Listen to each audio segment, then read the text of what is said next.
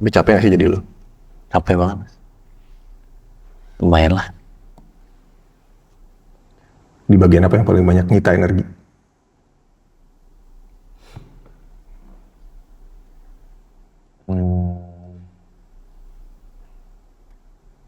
Separasi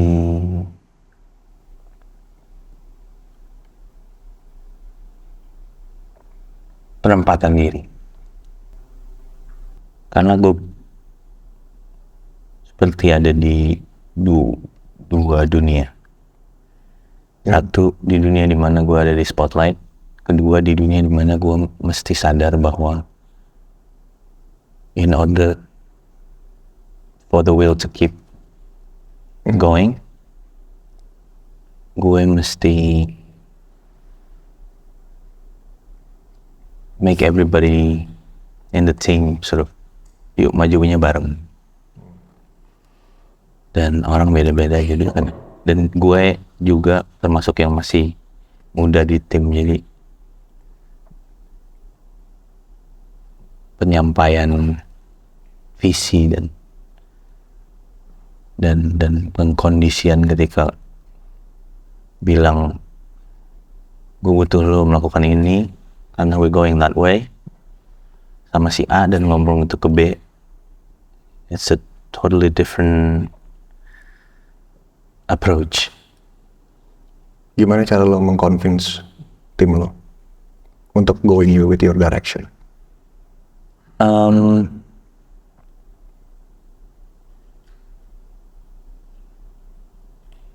Gue termasuk yang sangat direct, jadi gue kayak I'm going that way, finish line-nya di sana, cocok nggak sama lo? Nggak cocok, ya udah nggak apa-apa. Kalau lo ada kesulitan kita obrolin. And if you have better ideas, I'm open to it. Jadi biasanya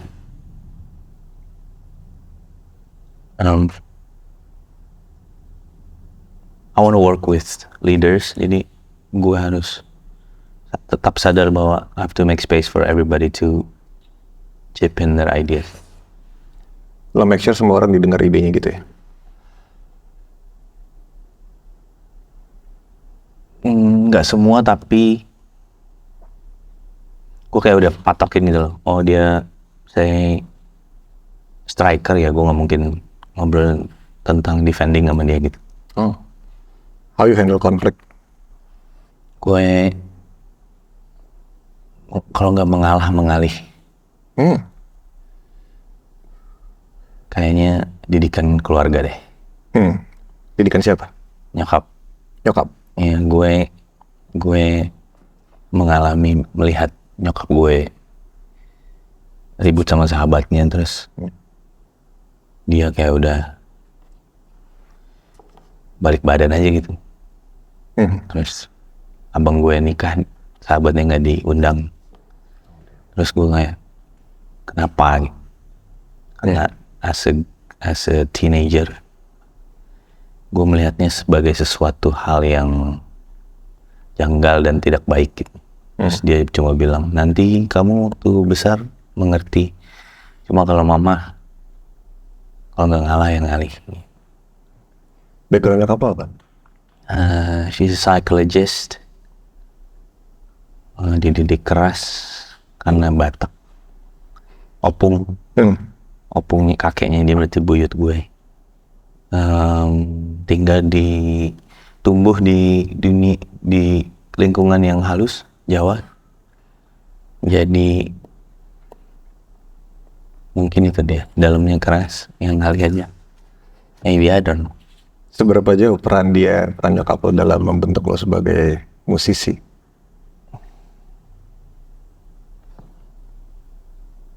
Kayaknya yang paling nggak pernah cawi-cawi tentang hal itu, cuma dia selalu always in the corner untuk mengingatkan bahwa boleh di luar lo musisi, tapi at the end of the day lo manusia gitu. Kayak remember to be a guy, a normal person, dan focus on your own growth as a person. Mungkin kan dia psychologist, jadi dia udah punya mapnya gitu. abis ini levelnya naik nih, abis ini kesini. Lebih ke situ sih dia. Lu ditonton thousands of people, lo dapet spotlight gede banget.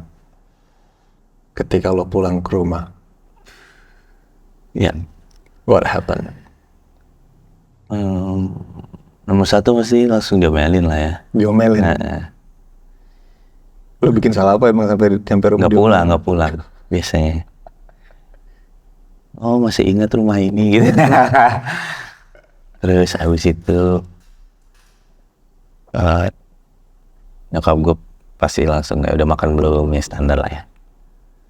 Terus baru kita duduk ngobrol gitu. Gue, nyokap dan bokap tuh punya kebiasaan I call it table talk.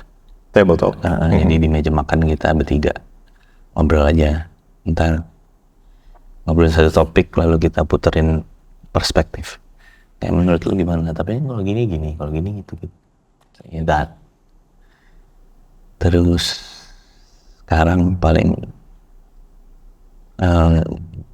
disuruh nginep. Nginep dong, kapan nginep sini gitu. Nyokap lo udah lo ajak nginep di rumah belum? Rumah lo? Soalnya kamarnya cuma satu di rumah gue. Dia paling nanya, lu mama tidur di mana di sini? Gue yang kayak nggak ada. Di rumah. Lo ngeband sama kakak lo juga kan? Maksudnya, he's the drummer. Gitu. Dan basis. Basis juga.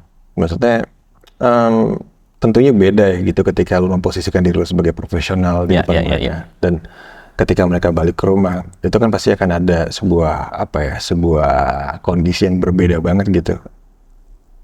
How does it affect you as a family? In a good side of things,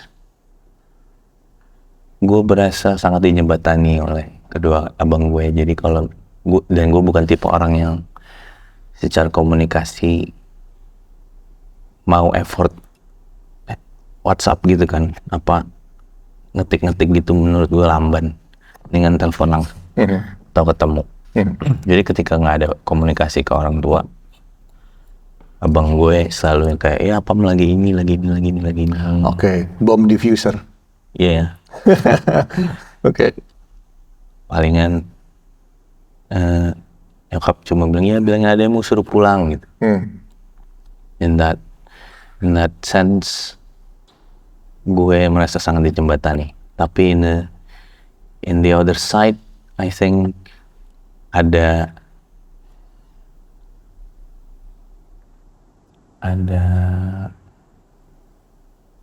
keawkwardan di mana ada hal-hal yang kayaknya Pam nggak usah tahu deh. Dia kan udah pusing di luar gitu misalnya. Oke, family issue. Ada beberapa hal yang gue kadang dengarnya dari orang lain gitu. Dan nggak sengaja misalnya. Oke. Oh iya, emang belum cerita gitu misalnya. Gue kayak, I have to connect everything myself. Ya, paling itu. Di poin apa, maksud gue kan kayak banyak banget kan kayak kasus di mana anak itu susah banget untuk meyakinkan orang tuanya bahwa lo mau jadi musisi nih. Itu di poin mana nyokap lo bilang kayak kasih lampu hijau? Kayaknya nggak pernah hijau deh kalau nyokap. Sampai sekarang. Dia kayak nggak peduli gitu loh, kayak whatever you do, whatever you choose to do in life, be an honest man. Dia selalu cuma itu aja. Do it honestly. Jangan sampai karena buat orang lain misalnya, atau karena nggak enak, atau nggak ada pilihan lain.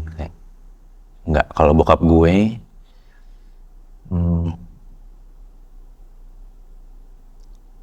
yang penting jangan nanggung gitu. Jangan nanggung. Jangan setengah-setengah. A ya A, tapi sampai selesai. Dan tanggung jawab. Karena nggak selamanya itu nikmat kehidupan yang lo pilih gitu. Jadi, dan gue suka banget. Gue mau musik dari kecil. Ada pertentangan nggak dari mereka? Pernah kan? Lingkungan sih. Lingkungan. Karena bokap gue kan juga orang di belakang panggung for so many years. Bokap lo di belakang panggung di show business? Showbiz, di industri musik. Jadi he knows a thing or two. Gue pernah kayak jangan dulu nggak boleh kerja di studio A lah gitu. Terus gue ya namanya gue pala batu jadi ya udah deh bodo amat gitu. Terus kasus ada yang tukar kepala, polisi datang gerebek ganja gitu, ada salah satu yang lagi main di studio. Terus gue digeledah-geledah sih. Gue berhenti ngerokok 3 bulan karena itu. Stres. Traumatik banget tuh. Iya, banget. Malam-malam lagi main PS gitu. Habis selesai shift 2 kan, selesai setengah 12, jam 12 malam terus main PS. Main FIFA berempat gitu. Tahun berapa ini? 2019 tuh berarti. 2012. Oke. Gue lagi main PS 4 lawan 4 main FIFA. Tiba-tiba ada 3 orang masuk tinggi-tinggi gitu. Iya santai kata dia, tolong rokok, handphone, dompet, jaket ditaruh di depannya gitu. Gue udah kayak wah gue dirampok nih. Kita nggak mau cari masalah gitu-gitulah. Satu lagi keluar nih bosnya pakai badge polisi, terus ada badge yang di sini. Oke, wah penjara sih. Udah nggak kuliah, karir musik nggak jelas. Terus kita digeledah semua. CD Blu-ray apa segala macam. Geledah satu ruangan. Ternyata sudah direncanakan untuk tukar kepala sama si satu orang ini. Terus dia cabut, udah gue bengong aja tuh, nggak balik gue pagi itu, berhenti ngerokok 3 bulan. 1920 tuh. Momen apa ketika lu merasa bahwa kayak nyokap gue sama bokap gue udah percaya nih. Walaupun lu bilang Kayaknya baru kemarin setelah berlitur. Setelah berdi. It's not 3-4 years. Baru Desember kemarin lah. Gue ngerasa bahwa mereka udah, ya udah lu udah gede. Udah gede deh. 30 tahun. 30. Baru gue merasa dipercaya. Tanda kutip dilepas. Sebelum-sebelumnya masih belum banget ya? Nggak lulus. Nyokap lo tahu lo bikin lagu buat beliau? Tahu. Gimana perasaannya? Dia sorry. Gimana lo waktu ngedengerin ke dia, ke beliau? Enggak, gue nggak ngasih dengar. Nggak mau lah gue. Biarin aja dia tahu sendiri. Kenapa? Drama nggak sih? Dan itu kan sebenarnya lagunya ditulis untuk masuk solipsism. Gue inget gue umur 27, habis lulus kuliah lah. Soalnya janji dia setelah lulus kuliah terserah lo mau ngapain. Ternyata enggak. We had to have a intense argument for about 3 months. Hanya karena gue minta harus tinggal sendiri. Tadinya kan bolak-balik rumah bokap, airport, kampus, karena gue masih kuliah at the time. Gue bilang gue nggak bisa kayak gini kalau nggak tipes nih. Have to find a place to sleep, not even to stay. Dan kalau zaman kuliah kan masih punya cewek saat itu, kayak kalau numpang tempat pacar kayak diomongin orang dan salah lah, dan nggak baik juga gitu. Terus gue mau sewa apartemen deket kampus gitu. Nah itu 3 bulan. Padahal skripsi udah tinggal sidang. Gue jadi kayak sebagai anak bontot mempertanyakan harus ngapain sih. Sampai akhirnya gue bilang kayak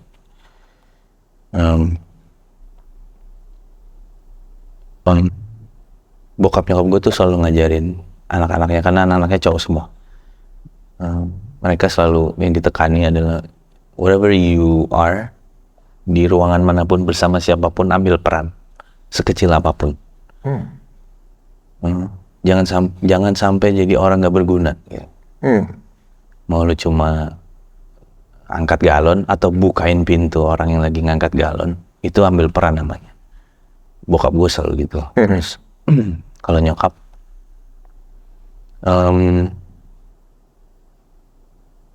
jangan mau jadi orang nomor 1.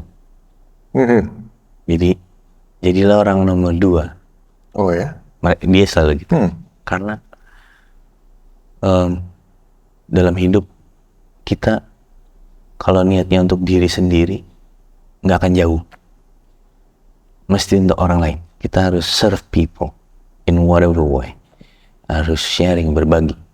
Kalau niat kita menempatkan diri sebagai orang kedua, dari niat tuh udah pasti untuk orang lain, dan pasti pintunya lebih dibukain lagi. Terus gue kayak oke. Dan nyokap gue selalu bilang, itu baru pemimpin. Dia bilang gitu. Pemimpin tuh di belakang, bukan di depan. Kita yang nuntun, bukan yang nuntut gitu nih. Kita yang nuntun, bukan yang nuntut. Itu keren sih. Terus pas gue lagi negosiasi apartemen, gue bilang, mama nih mendidik anaknya menjadi pemimpin tapi nggak pernah dilepas. Gue and exactly for that reason dia bilang, ya udah. Gue bilang, mau sampai kapan? Lu nanya ke nyokap, mau sampai kapan? Gue bilang, mau sampai kapan anaknya begini? Di kapan gue first team gitu loh? Kok youth team terus? U21, U18 di bench, starting line up lah. Katanya dididik sebagai pemimpin, baru dia kayak ya udah tapi tanggung jawab. Walaupun 2 minggu pertama ya dia bolak-balik terus. I know now, ketika gue punya ponakan, sepupu gue mulai kayak tanda kutip gue didik lah gitu. Ternyata berat membiarkan mereka bikin salah. Maksudnya? Menurut gue esensinya menjadi pemimpin adalah lo nggak, you don't fight their battle, you don't fight their war, lo nggak bantuin dia nembak, tapi lo kasih tembakannya biar mereka sendiri figure things out. Dan namanya orang belajar pasti salah. Pasti dia mungkin nembak kaki temennya, mungkin things like that. Dan kadang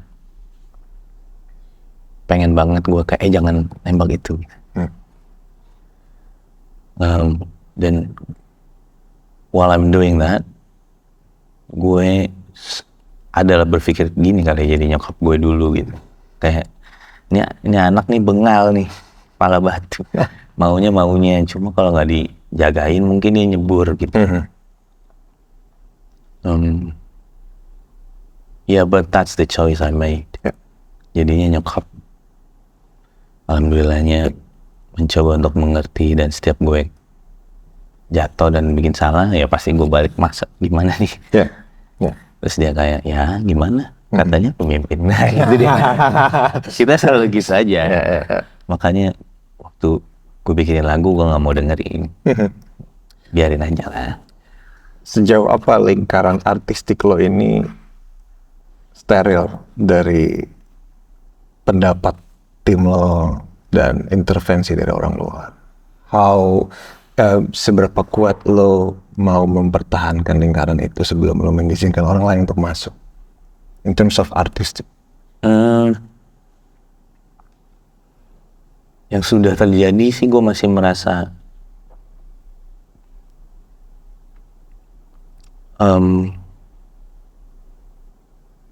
gue mesti punya ide yang belum tercapai gitu.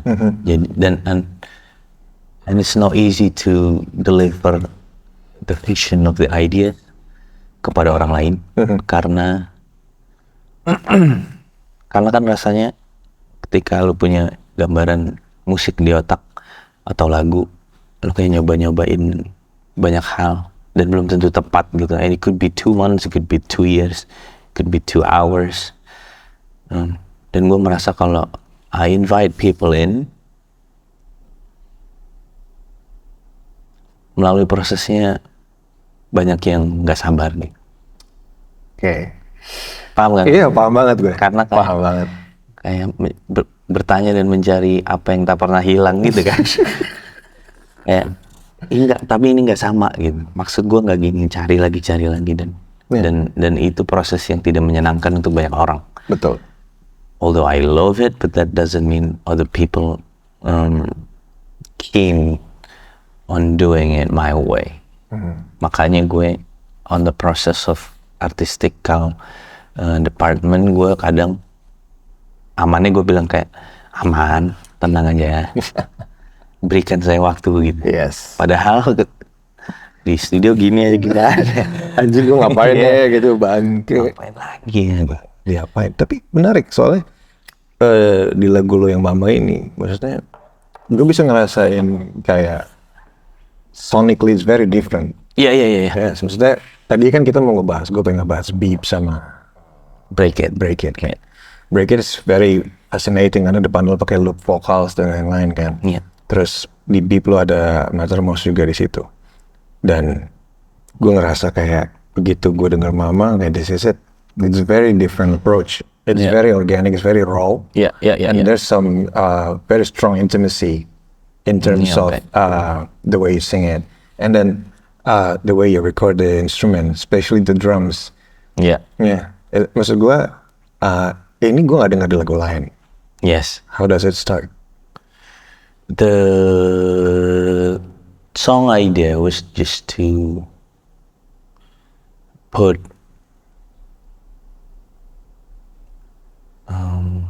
her vibe as a person into a song. Karena gue udah lumayan banyak ketemu orang, not one person that I met felt like my mother as a person ya. Kayak dia tuh punya satu kepositifan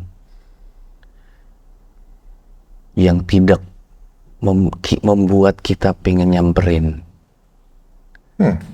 You know when you met people and mereka vibrasinya menyenangkan, hangat, biasanya kita mau nyamperin dia gitu. Kalau nyokap gue enggak, kayak nggak apa-apa, udah begitu gitu. Dia tuh bisa kayak misalnya kalau ketemu lo kayak mas juga ya, banyak diceritain Pak, makasih ya. Kayak very respectful, very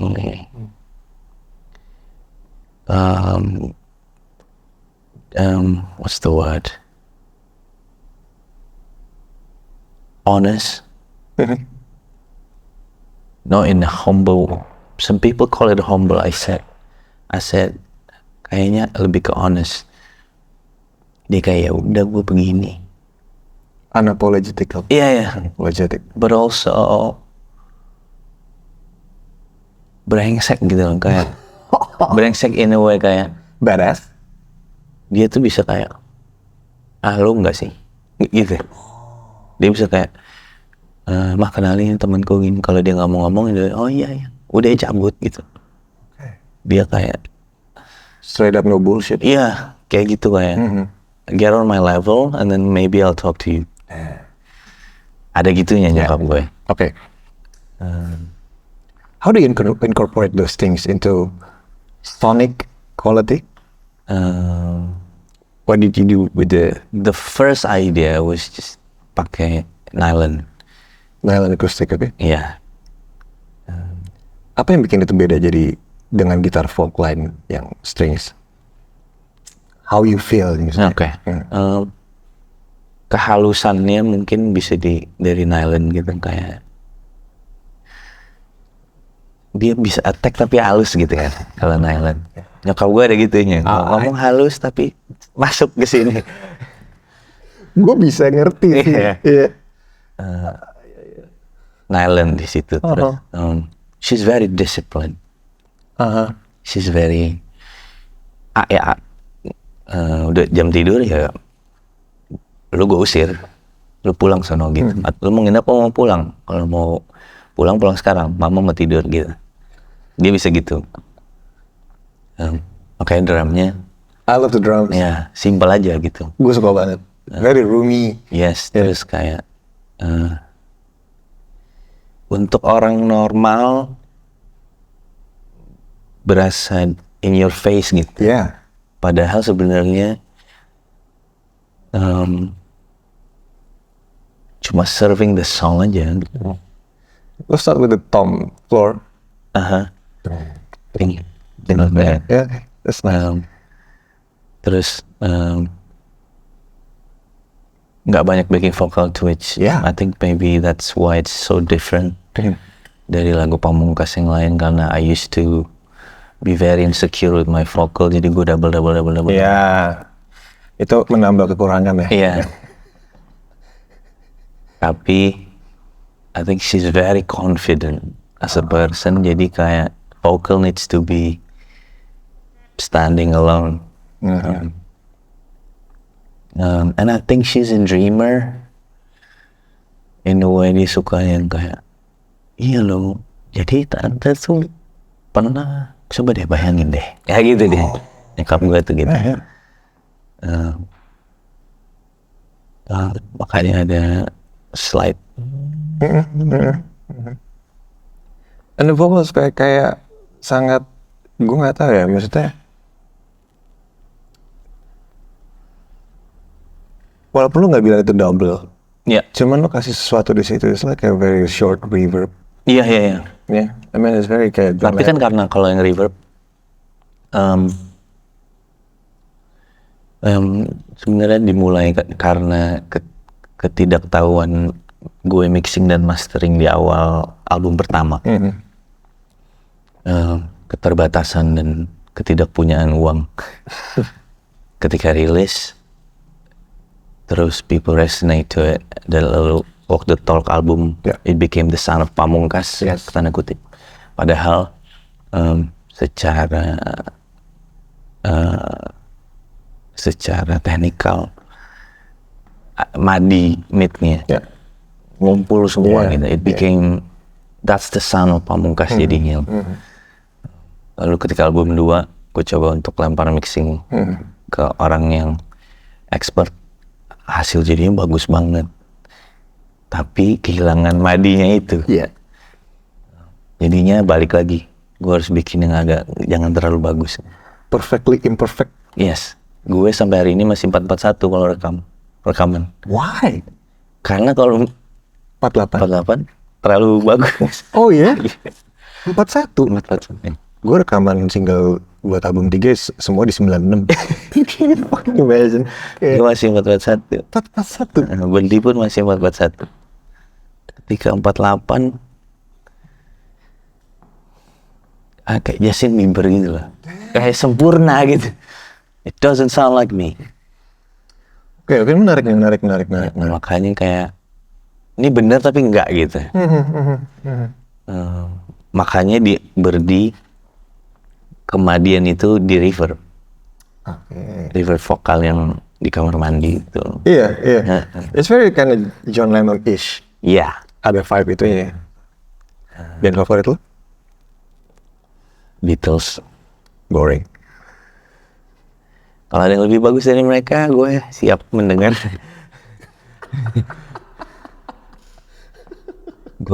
Gue lagi denger White Album. I never felt strongly connected with that album sampai 3-2 bulan lalu lah. Oh ya? Gue sekarang masih di Obladi Oblada To Which One, track ke-4. Obladi Oblada? Kan 1. Why? USSR. Terus Prudence. Terus Honey Pie, Oblada Oblada.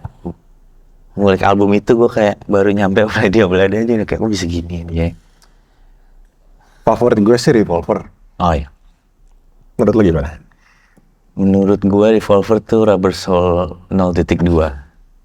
Fair enough. Dengan better lyrics. Oke.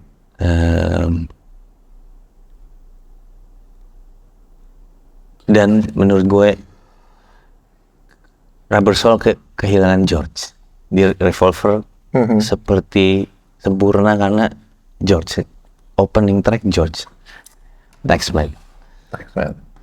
Kayak Beatles needed something new karena at the time Bob Dylan kan yang leading the way. Di Rubber Soul mereka mencoba untuk tema lagu nih baru, jadi orang kaya, maybe you can drive my car. Tapi musically masih John dan Paul. Pas Revolver, George ambil peran lebih dan menurut gue jadi sangat menarik karena ada George. Ketika lo mixing sendiri si Mama. Iya. Karena itu beda banget dari yang lain. Reference terkuat lo pada saat itu siapa? Lagu apa? Probably Catsman sama Why Do Birds? Carpenters? Iya. Di Carpenters di apa judul lagu itu? Close to You. Close to You. Lo bisa denger si Karen. Iya. That's gila banget. Sama Yesterday Once More. Di Yesterday Once More menurut gue, if you really listen to the drums, itu drumnya agak rock banget. But it sounds simple. Di lagu Mama, gue mencoba untuk gimana ya cara, padahal kan drumnya yang paling tidak disiplin gitu. Itu yang main drumnya atau? Iya, dan ada yang snare gue replace. Tapi semua lo yang mainin? Bass? Slide? Gue suka banget bagian lead gitar lagi. Iya. Rosie GFI system, shout out.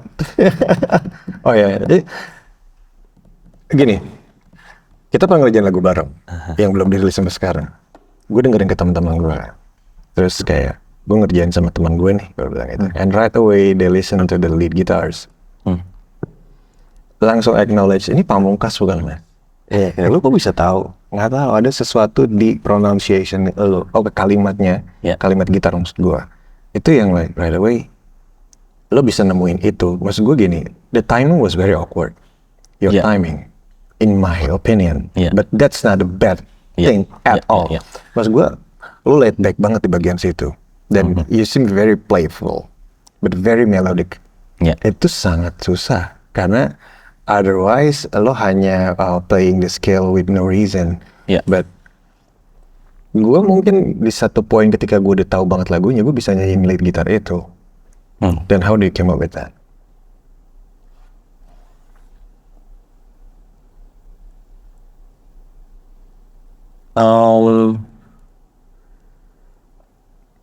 The way I see it, gue selalu berangkat dari sudut pandang bertanya lagunya butuh apa. Lyric wise yang kita kerjain sangat saklek gitu. Ya begini gue gitu. Kalau di konteksin Mama ya? Oke.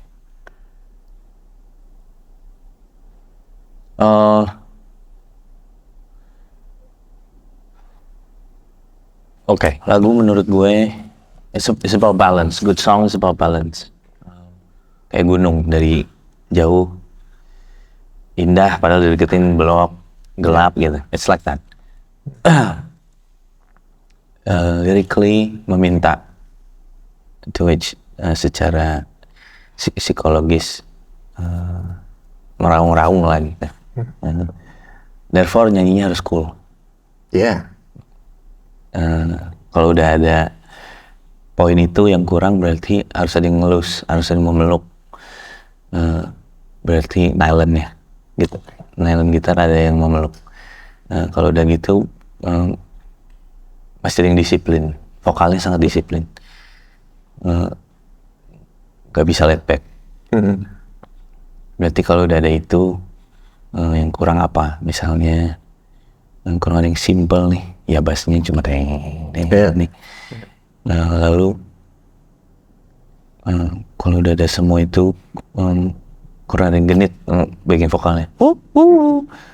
Kalau udah genit, belum ada yang apa, belum ada yang playful. Nah gue dari situ doang kayak, kalau playful gimana? Ya udah, filter auto wah. Tadinya fast, cuma nggak playful dia kan. Yeah. Wah, balikin meja. Itu lo jadi dominan banget ya. Oh, kayaknya auto wah deh. Nah, terus kalau nada kayak gue pernah nonton live John Mayer nyanyi lagu Rosie. Lalu pas dia mainin melodinya dia teng teng teng teng teng teng, pas dia nada neng mulut dia gini Rosie. Gue kayak berarti logika dia bikin nada melodi sama dengan melanjutkan cerita lagunya Lirikal ya? Iya, jadi gue kayak wah. Nah di Mama tuh gue mencoba untuk kayak anak kecil yang kan liriknya cuma yang kayak I don't mind gitu. I know you love me. Terus tapi di melodinya kayak iya masalahnya ini gini. Makanya bahasanya lebih rapet di leadnya. Kayak gimana sih lirik melodinya? Melodi gimana? Dalam ini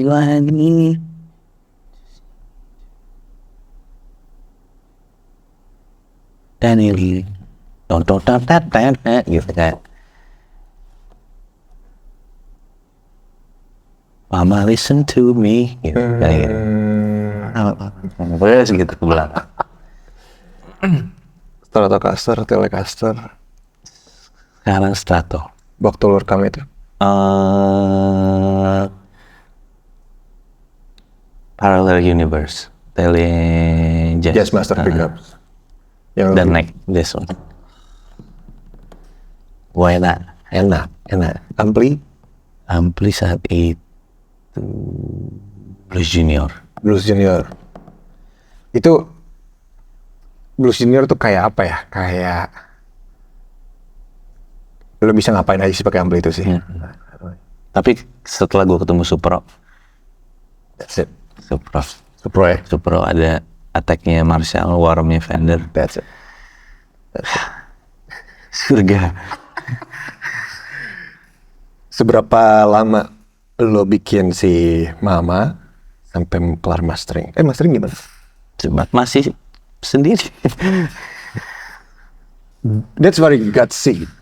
Iya ya. Untuk bikin mastering sendiri, karena gue pribadi kayak very insecure untuk kayak, dude, is it the right thing or gue bakal fucked up si levelnya, limitnya. But you did it by yourself. All of it? Yes. That's cool. Walau gue very simple mastering karena I did the heavy work di mixing. Bener. Ya. Bener. Garbage in, garbage out. Iya. Karena gue suka yang loud. Jadi di mastering nggak perlu terlalu dikompres. Gue suka dengar musik kenceng. Oh iya. Jadi pas mixing gue pelan tuh cuma ketika ngecek ada yang facing apa enggak gitu. Gimana lo memberikan solusi? Karena ketika mixing itu kenceng, it's tend to be too bright or to the mid high is getting too strident gitu. Gimana solusi lo? Trik lo? Tips and trick. Oke. Mastering. Gue pernah diginiin sama soundman gue ketika lagi album 2 ya. Album 2 kan yang PA, bassnya PA, majuin semua. Terus dia bilang kalau kita lagi nongkrong ngejam di meja ambil ngerokok, yang kedengaran cuma 3 vokal, rhythm, sama pukul-pukul meja. Itunya dulu harus jadi. Selebihnya hanya melengkapi cerita lagunya. Filosofis banget. Jadi logika gue mixing, gue mencoba mendekati kesempurnaan dulu dari vokal, drum, dan apapun misalnya pad yang rhythm. Kalau di gue pad banyak, kalau yang mama si Nyland ya. Jadi udah pasti drum dulu, terus gue langsung vokal, baru rhythmnya. Lo ngeramein semua di studio lo di rumah? Jadi sisanya kayak bassnya ngelengkapin, deketin ke vokal apa deketin ke ini ya gitu. Tinggal milih. Pakai bass apa di situ? Squire Bronco. Beli di dalam musika bukan sih? Kayaknya. Oke. Ini gue selalu punya surprise buat tamu gue.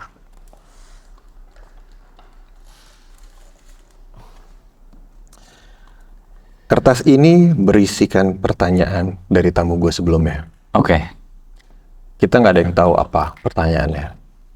Jadi silakan lo buka dan lo jawab.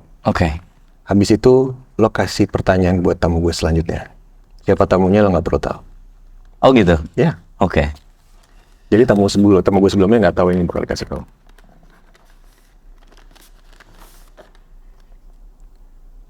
Silakan dibaca. Musisi Indonesia yang menurut lu bagus tapi Katro udah nyebelin. Dari siapa? Tuan 13.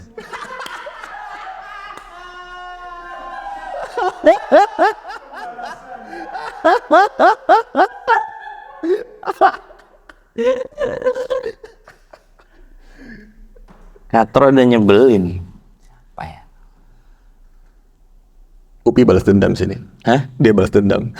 Karena pertanyaan buat dia kemarin gokil. Pertanyaan buat dia apa? Nanti kita ngobrol. Siapa yang Katro nih?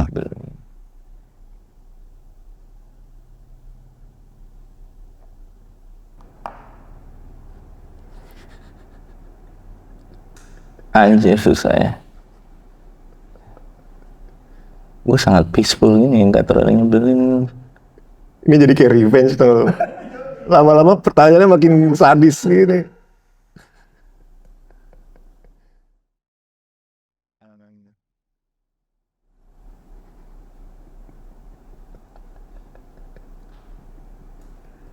Ian Kasela namanya. Oke. You don't have, kalau lu mau jelasin, monggo, kalau nggak mau jelasin juga nggak apa-apa. Enggak, Ian Kasela. Oke. Dari? Pertanyaan dari? Musisi Indonesia yang menurut lo bagus tapi Katro udah nyebelin. Tapi menurutnya oke. Dari? Kalau gue kacamatanya itu sih gue. Kacamatanya. Oke. Udah. Oke. Tuan 13.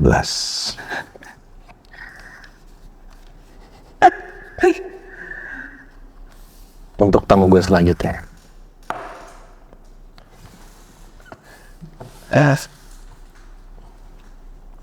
Gue nggak akan lihat. Kita semua di sini nggak ada yang tahu.